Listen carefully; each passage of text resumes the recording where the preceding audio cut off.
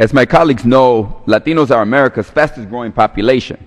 So, if you are a presidential candidate and you want to make sure that every single Latino in America knows you strongly oppose sensible and fair immigration reform, you have to work pretty hard at it. It takes a lot of time and determination. After all, the Latino population increased more than 40% between 2000 and 2010. A lot more Latinos, a lot more Latino citizens, and a lot more Latino voters. And a lot of us live in swing states. We're about 30% of the population in Arizona, about 25% in Colorado, Florida, and Nevada. Indiana alone has 350,000 Latinos. Not so many, you say.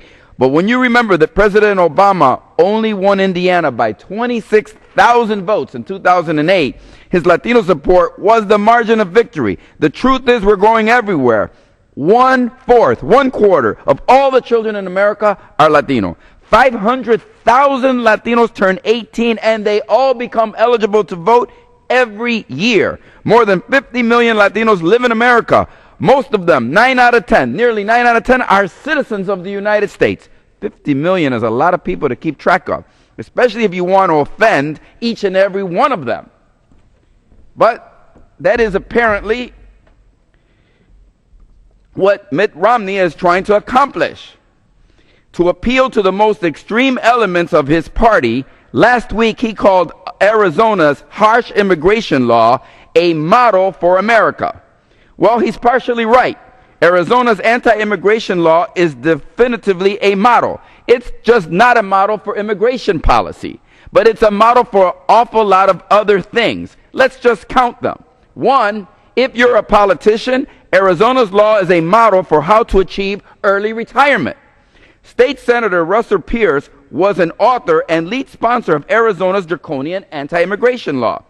He talked about little else. His constituents weren't pleased, though. So Senator Pierce became the first state legislator in Arizona history, in the history of Arizona, to be recalled from office.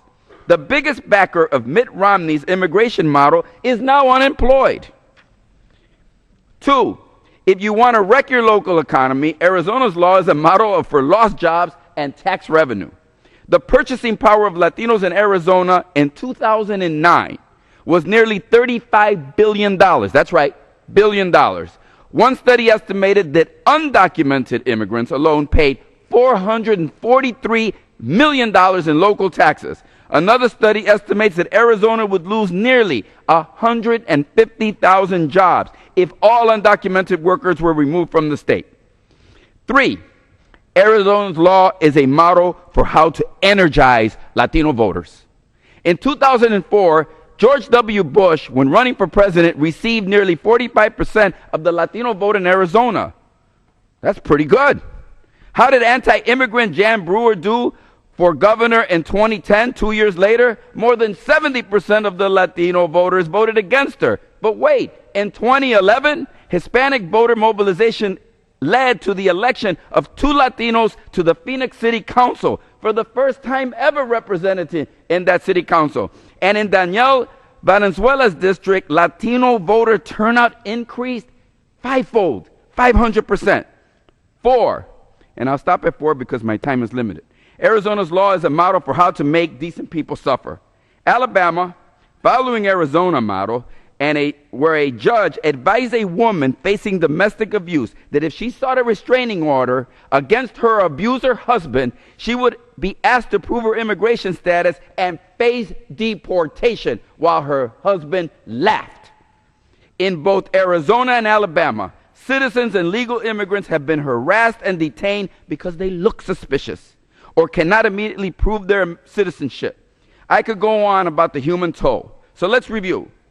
Mitt Romney's Model for America has an author that was kicked out of office, means lost jobs and tax revenues for everyone, not just immigrants, has mobilized Latino voters and pushed them away from the Republican Party, and has caused good, hardworking people, immigrants and not immigrants alike, documented and undocumented, to live in fear.